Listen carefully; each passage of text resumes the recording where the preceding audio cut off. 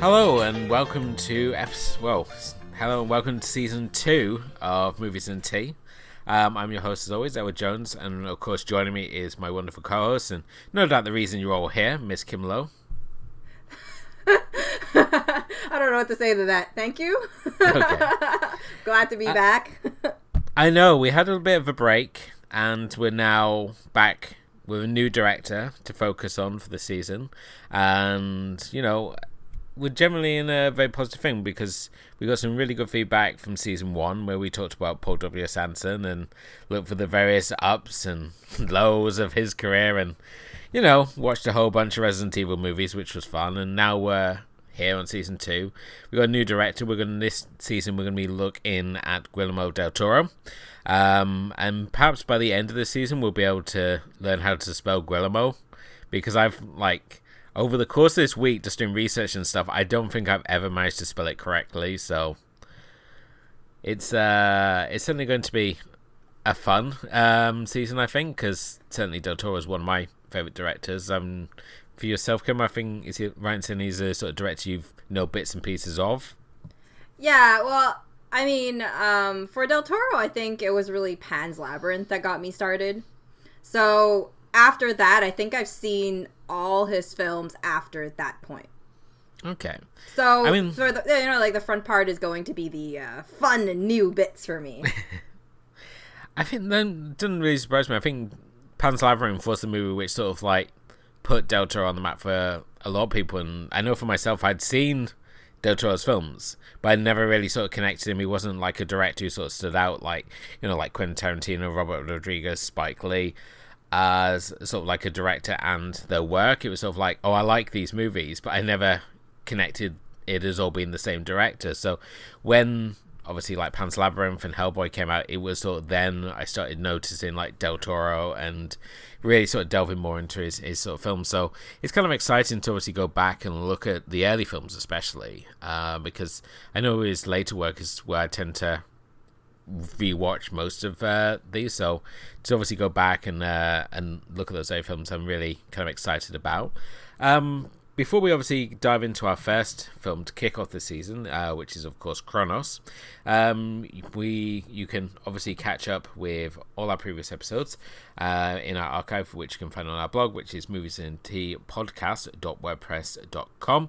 You can also drop us an email if you wish. The email address is moviesandtea@yahoo.com as well. We'd obviously love to hear your thoughts on Del Toro and obviously your favourite films and general thoughts on the work of the director. We'd certainly love to hear from you. And of course you can find our podcast both on Spotify and iTunes, and as well as anchor.fm. So we're slowly hitting all the different channels and places you can find podcasts, but obviously if there's an app or something that you can't get us on, please let us know and we will strive to make our presence felt there as well.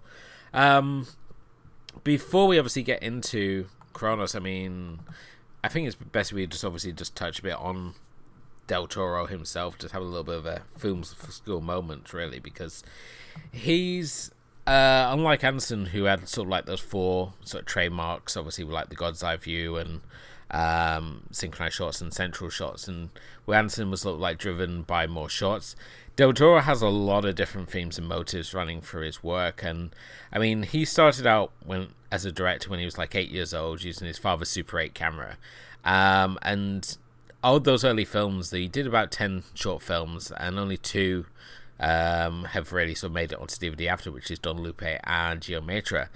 Most frustrating of all is a short film which featured a serial killer potato, which I really, really want to see.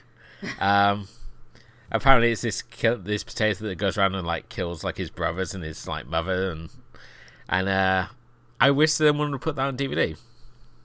So but yeah, as a director, I mean, he started off as a special effects artist. His first gig being as first assistant director in 1987's Obduleur. He then goes on to work as a special effects artist, really from the period from 1989 through to 1995, working under Dick Smith. in turn forming his own production company, Necropia, who are no longer there, but they obviously would go on to do special effects work on Cronos as well. And it's 1993 where he first sort of makes this debut with his take on the vampire genre. And I think this is something we're going to see like time and time again in his work, is how he'll take a particular genre and rework it. And I mean, Kim, you obviously said that you came in around Pan's Labyrinth, which is obviously sort of establishes, I mean, Del Toro is with fairy tale worlds. And I mean, is there any particular aspects of Del Toro's work that you like from the films that you've seen, or anything that sort of stands out to you? I think it's how you say it right now. It's exactly what that is how he uses kind of his creativity to change or give a twist of his kind of like his own trademark on, or his own vision of something that everybody does a lot of. Like, for example, Pan's Labyrinth was fairy tale, and he was able to create some, really, iconic monsters, I would say. I guess you would call them monsters or creatures or something like that. That's just, obviously one example. I mean, when we talk about Cronos, we're going to start diving into, how kind of like that also has a different twist also. Yeah, definitely. And I love the fact as well. I mean, he has this general theme running through his work, and this is one that he shares with like Tim Burton, in that it's really, who are the real monsters? Is it the people we assume to be the monsters, or is it actually the humans who are sort of the monsters? And you can sort of trace this back to like to some of his influences when we look at things such as like Todd Browning's Freaks, which again asks that very much the question. It's sort of like where the sideshow performance, where they're seen as like the monsters, who actually really are sort of the good guys here, and the so-called normals, the real freaks of that particular picture. And other sort of key influences for himself would be like people like James Whale, who did Frankenstein in 1939, and that shows Del Toro that, you can use heavy prosthetic makeup and still give stellar performances. And you see that obviously with things like Hellboy and Pan's Labyrinth, where it's all practical effects. And in these times where everyone wants to use CGI, he's one of the few directors still favouring practical effects. His films have this sort of presence. And the other sort of key influence really is Terence Fisher, who is another horror director, but is sort of most noteworthy for in the moments of horror, rather than doing that crazy shaky cam sort of nonsense we see in like modern horror. He sort of like keeps the camera fixed and focuses on the horror. He doesn't let it sort of move away, or, as I said, do that horrible thing that we see in so much found footage horror, which is just shaking over the screen and we get like a glimpse of a killer's elbow or an armpit or something. That sort of nonsense. Yeah, well, Del Toro, the second thing I do really like about him is there's always this kind of really nice, like, it's kind of what you touched on, it's his visuals also. I mean, I like things to be really nice to my eyes, and, just the same reason as to why I liked Anderson, and, how he had kind of, like, a specific way of how he did his films. Del Toro also has his own style, and it's actually very stylistic and always very pretty. And by the time, we get to Crimson Peak and The Shape of Water, like more recent ones, you can really see like the refinement of how like the care of every shot that he takes and that sort of thing. And, I mean, it's interesting to see, I think, for someone like Del Toro, who's gotten very popular and now has, probably the sky is the limit sort of funding behind how much he can put into his projects, how it all started. And I think that's really what's really interesting about, looking at Del Toro right now, especially for me, because like I said, I haven't seen any of his beginning films, and I've heard people talk about, Devil's Backbone all the time. Yeah, I mean, you hit it right on the head there. I mean, obviously with Del Toro's films, I mean, although we would like traditionally call them like eye candy pictures, Del Toro actually refers to them as being eye protein, because everything is all in the detail. They're all there to add to the story, and in his way, it's about building you up and enriching the experience. Where eye candy is just visual. I'm trying to think of a nice way to put this.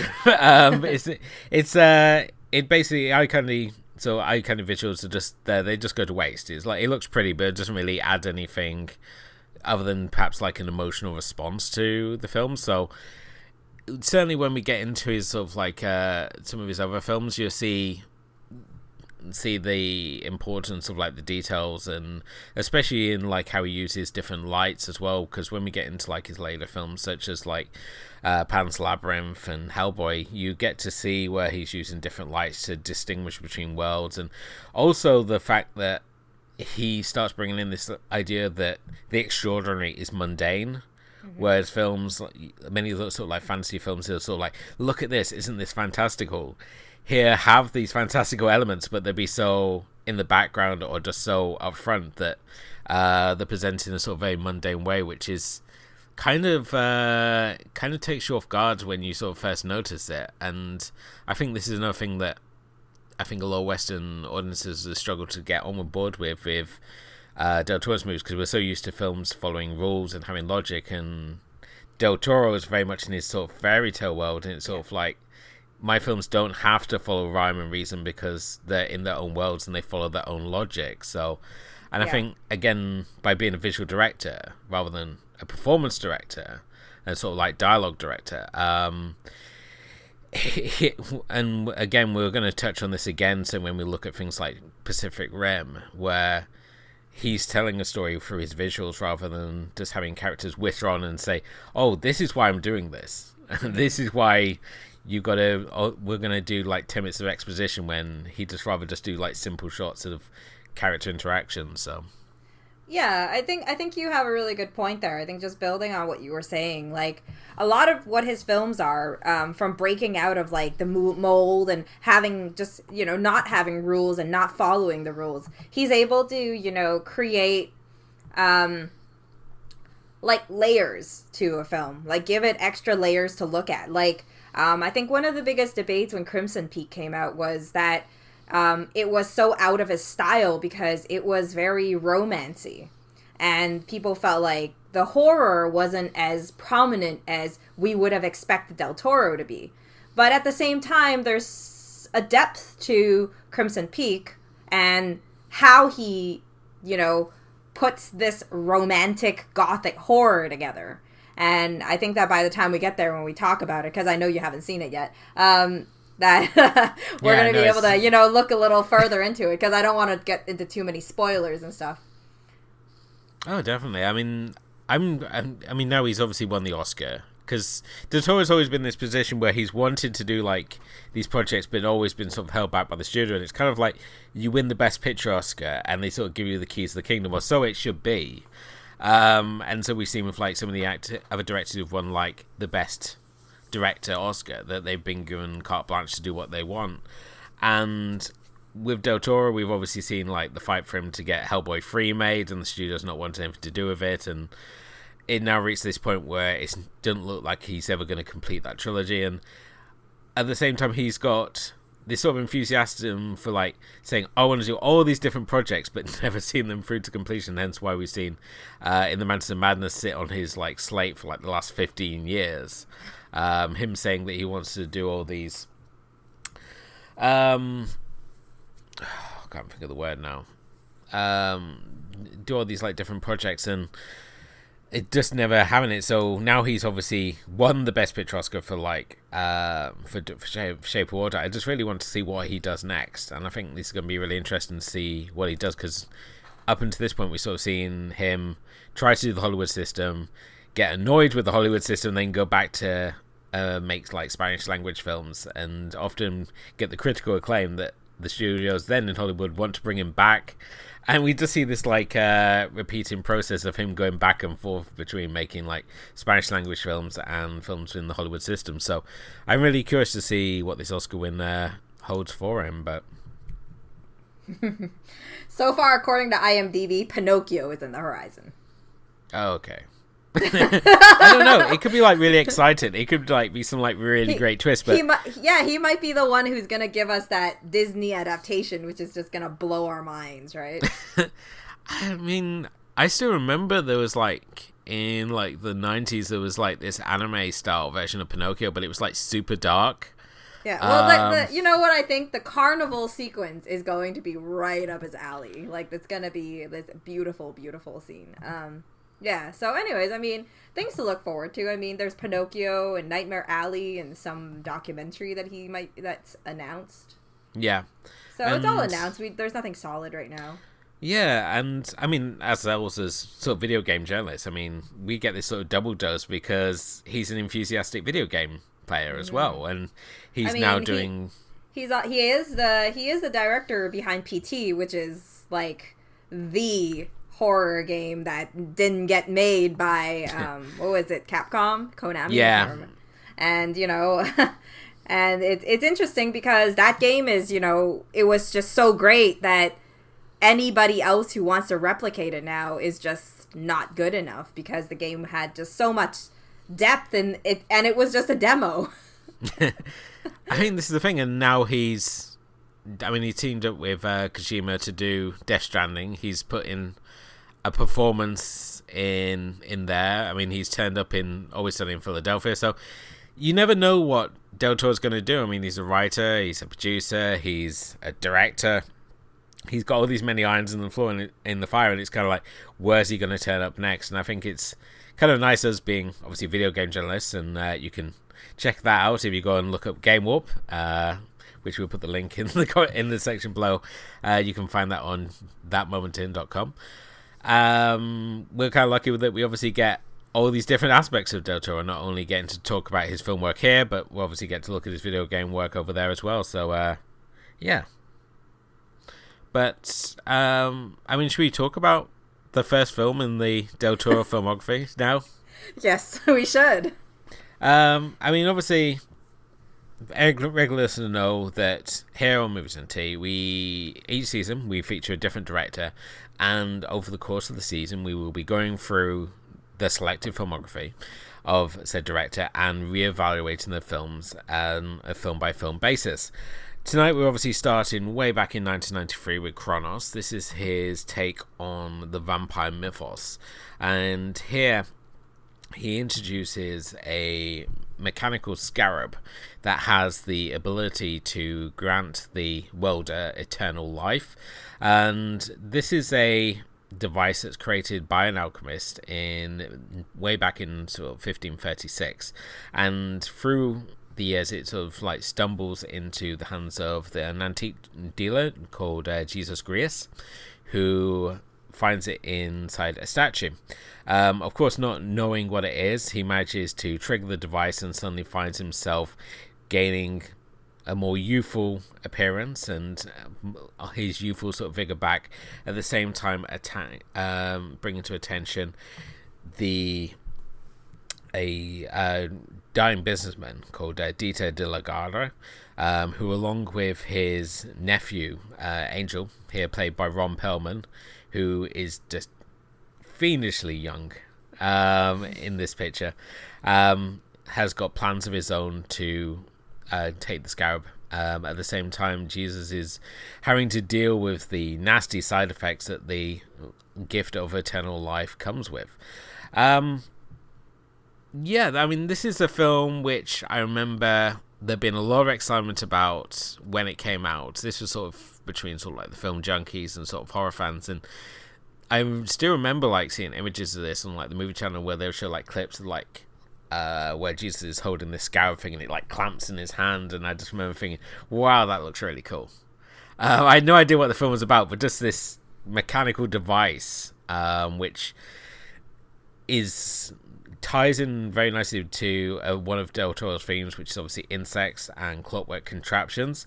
As here the device combines both, and as I said, I remember watching this film for the first time, and it was only afterwards that I sort of pieced it together and thought, oh wow, he's like reworked the vampire mythos here. And just there's so many shots from this film, including a bathroom sequence which we'll talk about in a bit, that still stands as one of my all-time favorite moments of all time. And I mean, Kim, this is the first time watch for yourself, and what did you make of it? Because I think from our off-air discussion that I think we're coming from this from different perspectives.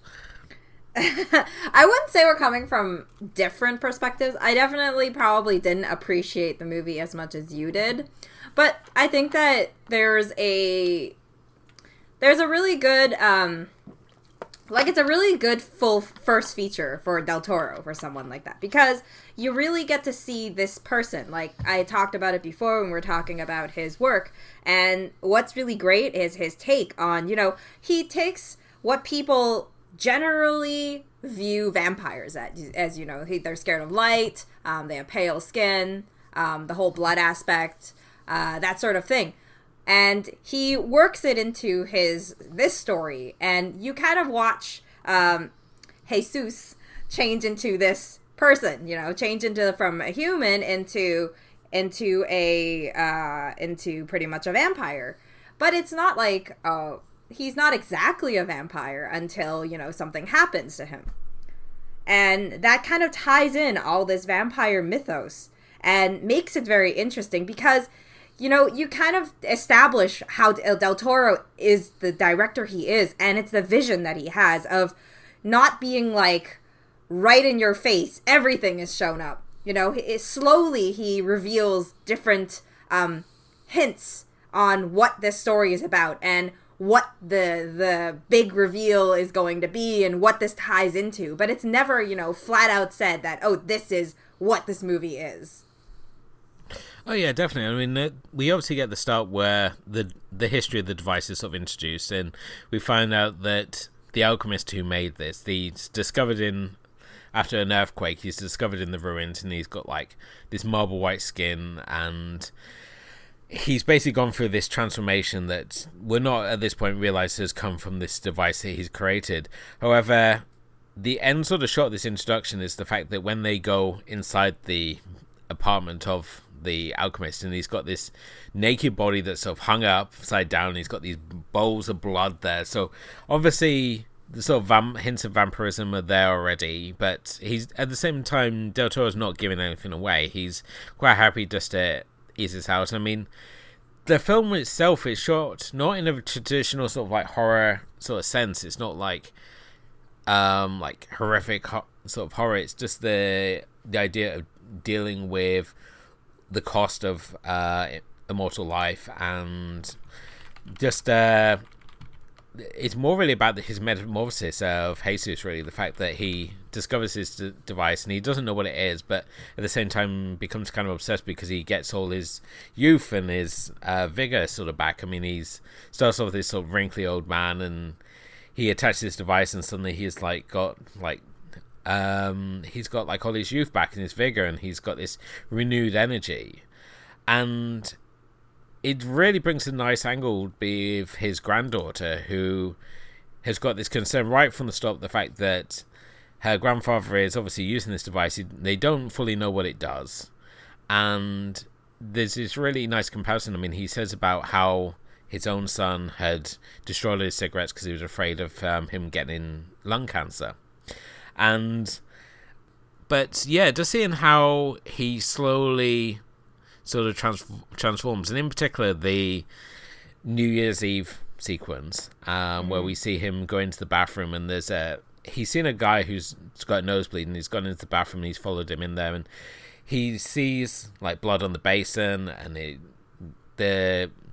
he's sort of going towards it. He feels this sort of lust to consume blood, and the way he sort of plays with it on the basin, it's almost like someone doing it sort of like a line of cocaine, the way he plays with the blood. He doesn't like just go down and instantly go for it. And just as he's about to do it, we have this guy come out of the store, and like really, I mean, Del Toro would, if anyone else other than Del Toro, would probably just show some guy coming out of the bathroom and wiping the basin, but this guy's like coming down, his trousers are like down, and he's like adjusting himself as he walks over, and it's this real sort of sense of like everyday life that Del Toro really manages to capture, where other directors would do a more sort of clinical and sort of sterilized view of humanity. And the fact that Giuseppe basically resorts to licking this one drop of blood off the bathroom floor. And I mean, Del Toro, when he talks about this scene, he said that he wanted to shoot this sequence in like the most beautiful bathroom imaginable, and that's why it's all like marble tiles and stuff. And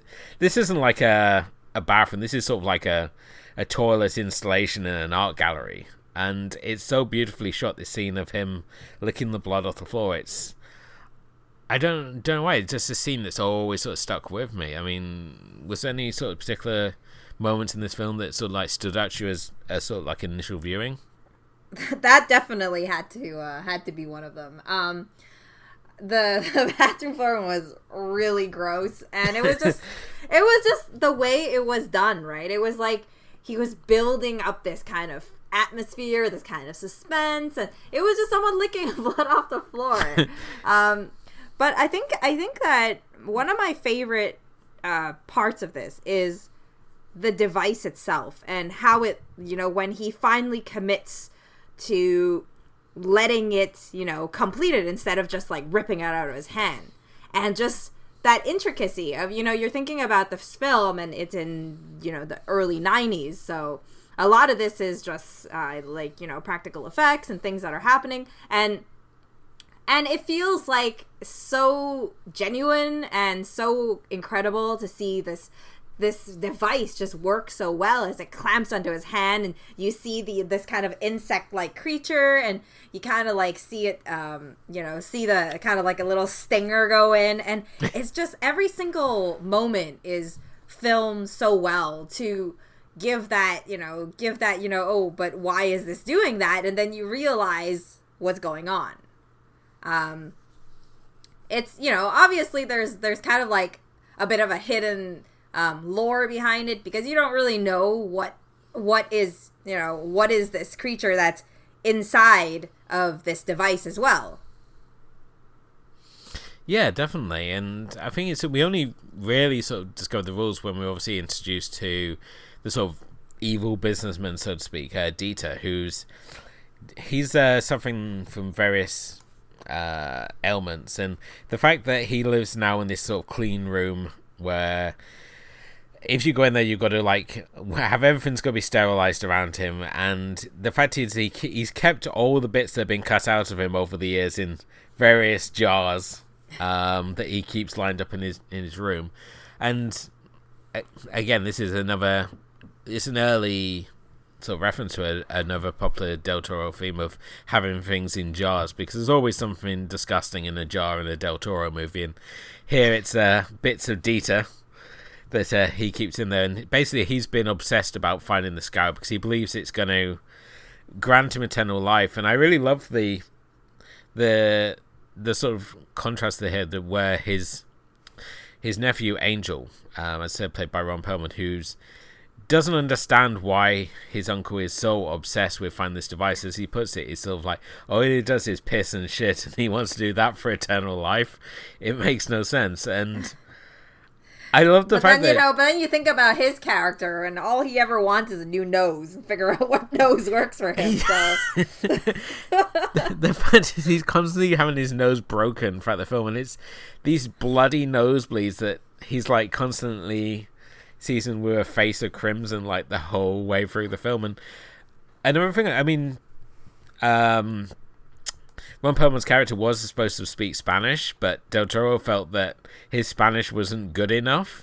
So the few bits of Spanish he speaks are intentionally spoken so badly, because the idea being that he's this American who's been sort of stuck in Spain for like so long, and he just absolutely hates the fact he's there on this absolute fool's errand as he sees it, trying to buy all these bloody archangel statues, trying to find this bloody scarab that Jesus essentially stumbles across completely by accident, not even knowing what it's about. And while they try to build Dieter up as like this villainous character, the fact he's always in the clean room and just vaguely muttering something threatening at Jesus, he never really works as a villain. I think his height of villainy is, oh, I ate these missing pages of the journal, and that's his most dastardly act. And it kind of falls down to Angel to be like the real villain here. I mean, for someone who's got no real horse in this race, I mean, he doesn't care about eternal life. He only cares about inheriting his uncle's business. Yet he's so much more of an actual villain and involved in doing all the heavy lifting of the plot. That it just kind of surprised me that someone who's so uninvested in the actual outcome of getting hold of the scarab, will put so much effort into obviously trying to kill Giuseppe and do all these other sort of acts, really. Yeah, you would think that he would be like, why would I help you do this find this eternal life, or what he believes is an eternal life, when he really just wants him to die so that he can get the money. So there are things that can't get past, and one of the things that has to do with that is, I think that I'm usually okay with slow pace, but I felt like this one was a little bit too slow. It had its moments that felt like it was just, going and focusing on the details for too long. And I think that has to do with the fact that, Del Toro, when he did this first feature, it was still, it is his first feature. So he's still trying to find that balance of, writing and pacing his movie right. And I think probably he had a lot of details in his mind that he probably wanted to put in there, but when the movie comes out, it works as, like overall everything works, but it's the little details sometimes that seem to be a little bit too much, I guess, and some of the focus was a little bit unnecessary, I guess. Oh, I can totally see where you're coming from. I mean, I've seen this one several times. I mean, in the lead up to this, I actually watched this twice in 2 days. I don't know why. Perhaps it's because I hadn't seen it in a while, but it's certainly one of his films is definitely more about the visuals and about exploring a concept than having this story that's full of like exciting twists and turns and action set pieces. I mean, this film was made for $2 million, which at the time was the most expensive movie made in Mexican history, and it's certainly a really impressive debut. You wouldn't think this is a debut film, because it's got such sort of confidence, especially in its shots and the actual effects work that you see throughout it. It's so well thought out and developed, and certainly when we look at the other sort of debuts, unless they've come from like a visual background before, so if we ignore people like Spike Jonze and his sort of like debut, and like David Fincher, who come out with these impressive sort of like debuts, and we look at someone like Tarantino or Spike Lee, who have these very sort of stripped down sort of debuts, and even someone like Wes Anderson and his debut Bottle Rocket is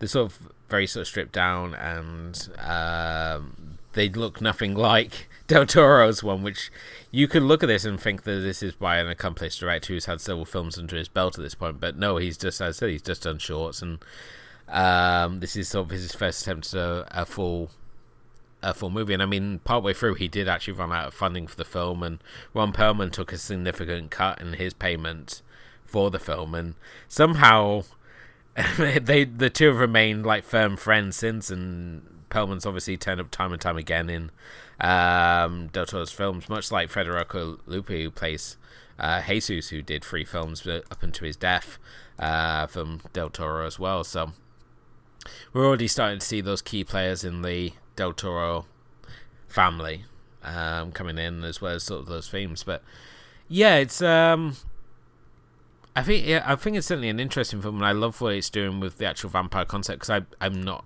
a vampire fan, so to speak. I mean, I'm not certainly, when it comes, I think of my sort of favorite vampire movies, it's always like the ones which do those alternate takes of things such like Lost Boys and Night and Fright Night, rather than sort of like the more traditional sort of like Dracula and the hanging around gothic castles style, which and that's what I like about Cronos. It does something different in the material, and it's just got so many sort of interesting shots and interactions between its characters.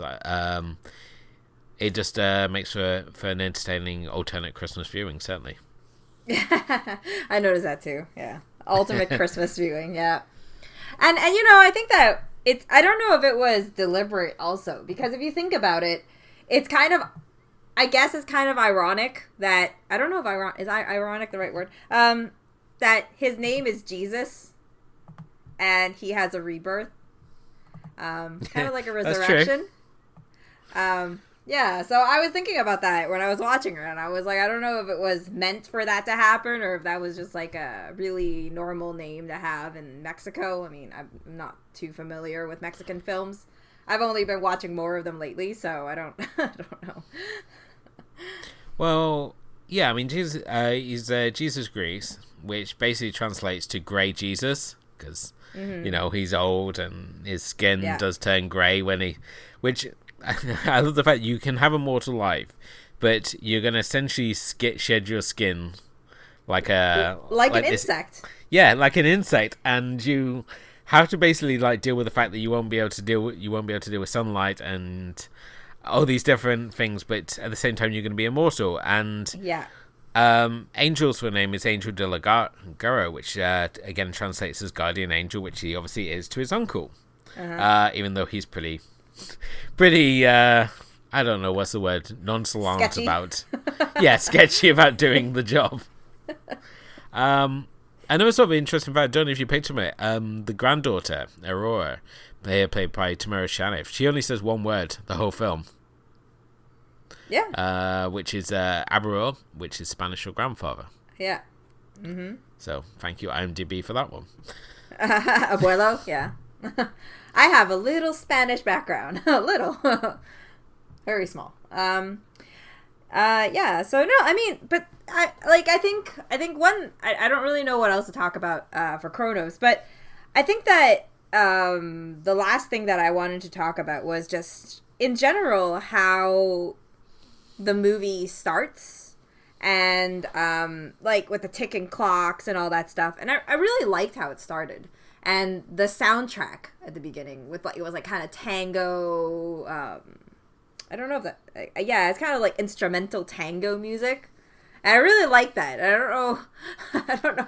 I think that there was it's just in the details. I think how he builds up. I keep talking about it. How he builds up each scene that he has, and in the beginning, it feels like they're such a happy family, they're such a normal, happy family. And you see the grandfather and the granddaughter, and they head off to work and to the antique shop. And then, things just turn around really quickly. Oh yeah. It's sort of it is so, they introduce these characters. I mean, we're not getting masses of dialogue here. We're just watching two characters interact. You can see the love he has for his little granddaughter. And the fact that she herself is sort of gives him this sort of lust for eternal life, because he is a very young spirit. And we see this in the scenes of him playing hopscotch with her, and just the general interactions, when he's doing tea parties with her, which is just such an adorable scene. And it's just this, as you said, it's just all goes downhill as soon as they discover that device, really. Yeah. I mean, the actual Cronos devices, they did all go missing, unfortunately, all the original ones. So the ones that Del Toro has in his collection are all replicas. So I kind of wanted, that's kind of if I had to have one of the movie props, I think having a Cronos device would probably be up there. It's such a cool little design. It's a scarab. It is. Like I said, one of the best features of Cronos is the design of this of the Cronos device, and just how it just works, and how every single shot of it. I mean, there wasn't really that many times, but that we had a big focus on it. But every time that we saw it, it's just so incredible to watch how it works, the whole I don't know how you say it, the mechanics behind it and stuff. Yeah, no, because it's all clockwork again. It's that Del Toro love for clockwork, and just as you say, the fact he goes inside the device. It's not just the fact you see it on the surface, and you see the little legs come out, and you can see the little joints and how it's constructed. And the fact we go inside and we can see all the gears and the cogs. That's something. It's Del Toro. Like I said, he has so many layers to his movies and every single scene. And that's that's a really good example of just beginner stuff, right? But it's not beginner stuff, because he doesn't only show you the exterior.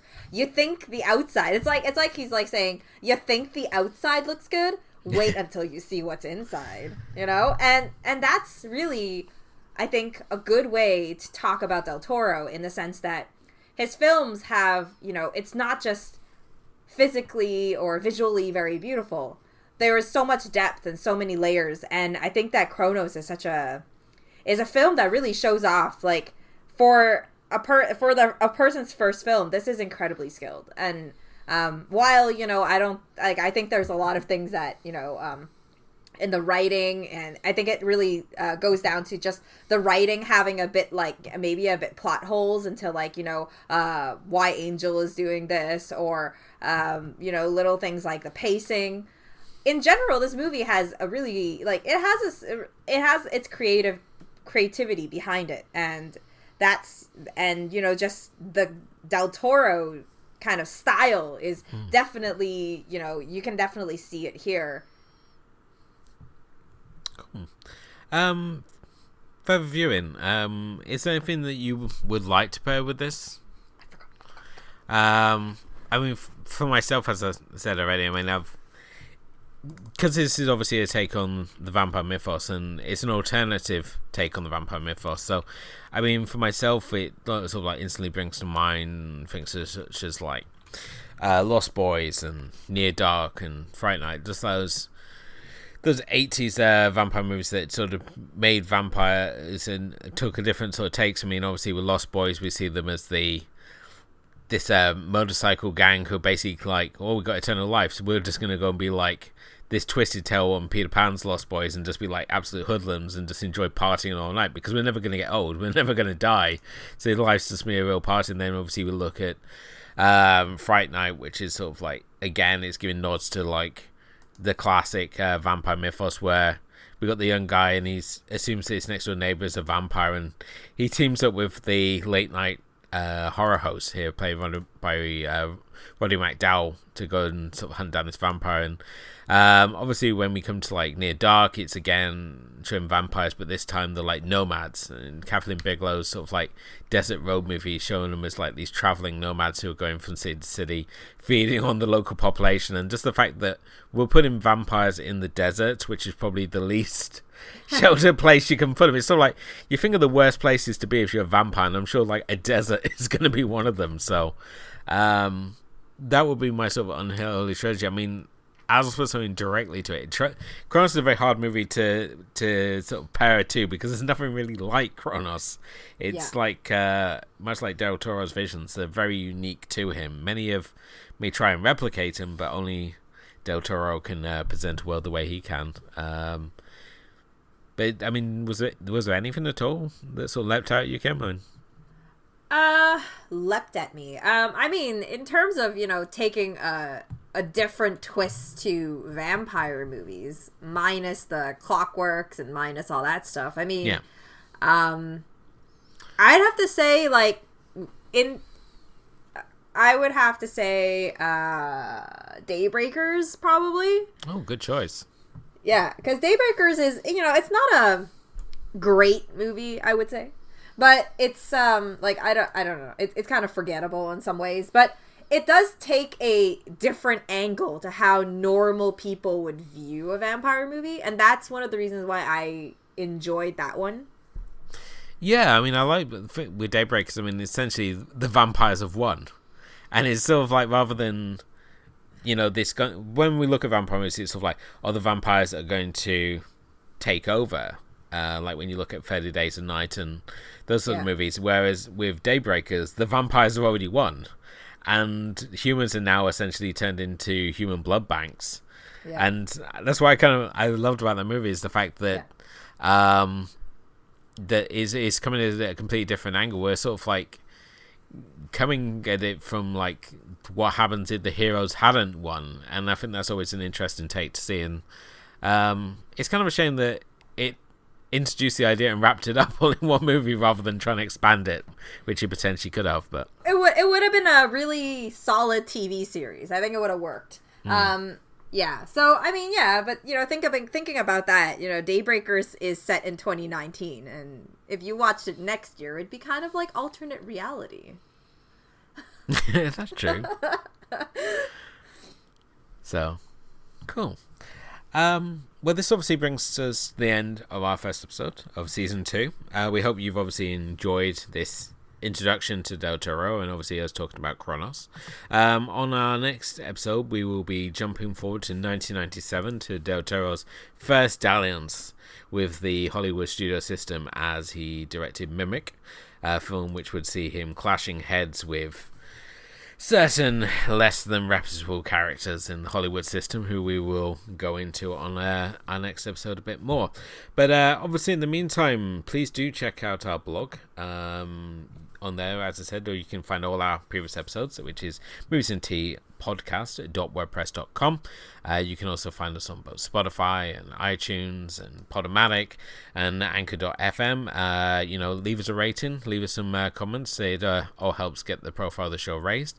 And if you want to interact with us outside the channels, you can also hit us up on the email, which is moviesandtea@yahoo.com. And we'd certainly love to hear your thoughts on Del Toro or anything that we've sort of discussed on the show tonight. But thank you again for listening, and thank you, of course, to my co-host, Miss Camilla. Thank you for listening and everything, everything. Bringing in this, watching this, being the person that I can talk to. Cool. And thanks to everybody listening.